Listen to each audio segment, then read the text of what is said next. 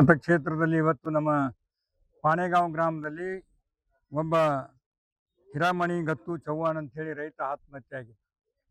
ಅದೇ ಪ್ರಕಾರ ದಯಾನಂದ್ ಸಿದ್ದಪ್ಪ ಪೂಜಾರಿ ಅಂತ ಮೇಳಕುಂದ ಕೇದ ರೈತನ ಸಣ್ಣ ವಯಸ್ಸಿನ ಸಾಲದ ಬಾಧೆಯಿಂದ ಅವರಿಬ್ಬರು ಆತ್ಮಹತ್ಯೆ ಮಾಡಿಕೊಂಡರು. ಅದೇ ಪ್ರಕಾರ ಹುಣಸಿ ಅಡಿಗೆಲಲ್ಲಿ ಕೂಡ ಒಬ್ಬ ರೇಲಿಂದ ಬಿದ್ದಿದ್ದ. ಮತ್ತು ಸದಾಶಿವ ಬಸವಂತರಾಯ ಬಸವಂತವಾಡಿಯ ಎರಡೂ ಕೈ ಕಟ್ಟಾಗಿತ್ತು ಅವನಿಗೂ ಕೂಡ.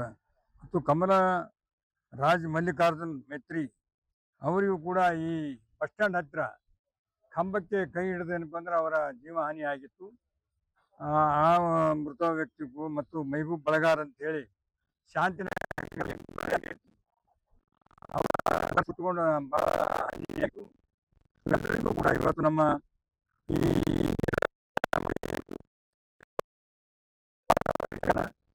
ಅವರ ಅಕೌಂಟಿಗೆ ಜಮಾ ಆಗಿದೆ. ಮತ್ತು ದಯಾನಂದ್ ಸಿದ್ದಪ್ಪ ಪೂಜಾರಿ ಅವರು ಕೂಡ 5 ಲಕ್ಷ ರೂಪಾಯಿ ಮೊನ್ನೆ ಅವರಿಗೂ ಕೂಡ ಕೊಟ್ಟಿರ್ತದೆ. ಮತ್ತು ರಮೇಶ್ ನಾಯ್ಕೋಡಿ ಹುಣಸಿ ಅಡಿಗಿಲ್ಲ 2 ಲಕ್ಷ ರೂಪಾಯಿ ಜಮಾ ಆಗಿದೆ.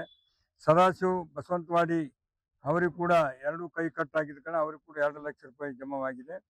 ಮತ್ತು ಹಿರಾಮಣಿ ಗತ್ತು ಇವತ್ತು ಅವರು ಹಣವನ್ನು ಉಪಯೋಗ ಮಾಡ್ತಾ ಇದ್ದಾರೆ. ಕಮಲ್ ರಾಜ್ ಮಲ್ಲಿಕಾರ್ಜುನ್ ಮೈತ್ರಿ ಕರೆಂಟ್ ತಗುಲಿ ಸಣ್ಣ ಹುಡುಗ ಬಸ್ ಸ್ಟ್ಯಾಂಡ್ ರೋಡಿಗೆ ಏನಪ್ಪ ಅಂತ ಇದ್ದಾಗಿತ್ತು, ಅವರಿಗೂ ಕೂಡ 10 ಲಕ್ಷ ರೂಪಾಯಿ ಸರ್ಕಾರದಿಂದ ಪರಿಹಾರವನ್ನು ಅವರಿಗೂ ಕೂಡ ಕೊಡಲಾಗಿದೆ.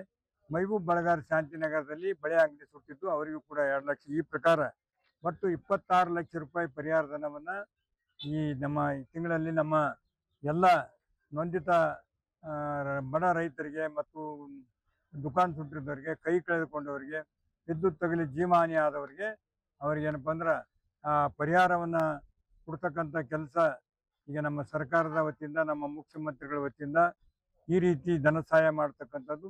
ಮತ್ತು ರೈತರು ಯಾವುದೇ ರೀತಿಯಿಂದ ಆತ್ಮಹತ್ಯೆ ಮಾಡಿಕೊಳ್ಳುವಂತೆ ನಾವು ವಿನಂತಿ ಮಾಡಿಕೊಳ್ತೇವೆ. ಯಾಕಂದರೆ ಹೋದ ಸಲ ಭಾಳ ಕಷ್ಟದಲ್ಲಿದ್ದಾಗ ಸರ್ಕಾರ ತುಂಬ ನೆರವಿಗೆ ಬಂದು ಇನ್ಶೂರೆನ್ಸ್ ಕೊಡ್ತಕ್ಕಂಥದ್ದು, ಬೆಳೆ ಪರಿಹಾರ ಕೊಡ್ತಕ್ಕಂಥದ್ದು, ಎಲ್ಲೆಲ್ಲಿ ಬೆಳೆ ನಾಶ ಆಗಿದೆ ಅವರಿಗೆ ಪರಿಹಾರ ಕೊಡ್ತಕ್ಕಂಥ ಕೆಲಸ, ಮತ್ತು ಅತಿವೃಷ್ಟಿ ಅನಾವೃಷ್ಟಿಯಲ್ಲಿ ಕೂಡ ಸಹಾಯಧನ ಮಾಡ್ತಕ್ಕಂಥದ್ದು. ಈ ಸಲ ಕೂಡ ಇನ್ಶೂರೆನ್ಸ್ 1 ಕಂತು ಬಿಡುಗಡೆ ಆಗಿದೆ. ಇನ್ನು 2ನೇ ಕಂತು 3ನೇ ಕಂತು ಕೂಡ ಇವತ್ತು ಕೇವಲ ಕೆಲವೇ ದಿನಗಳಲ್ಲಿ ಅವರವ್ರ ಅಕೌಂಟಿಗೆ ಜಮಾ ಆಗ್ತದೆ. ಯಾರೂ ರೈತರು ಆತ್ಮಹತ್ಯೆ ಕಡೆಗೆ ತಾವು ಯೋಚನೆ ಮಾಡದೆ, ನಾವು ಇಂಥ ಕಷ್ಟ ಕಾಲದಲ್ಲಿ ಮಳೆ ಇಲ್ಲ, ಭಾಳಷ್ಟು ತೊಂದರೆಗೆ ಒಳಗಾಗಿದ್ರಿ, ತಾವೆಲ್ಲರೂ ಆತ್ಮಧೈರ್ಯದಿಂದ ಭಗವಂತನ ಮೇಲೆ ಭಾರ ಹಾಕಿ ಬರ್ತಕ್ಕಂಥ ಜೀವನವನ್ನು ಕಳಿತಕ್ಕಂಥ ರೀತಿಯಲ್ಲಿ ಧೈರ್ಯವಾಗಿ ಇರಬೇಕಂತೇಳಿ ಈ ಮೂಲಕ ಕಳಕಳಿಯಿಂದ ವಿನಂತಿಸ್ಕೊತೀನಿ.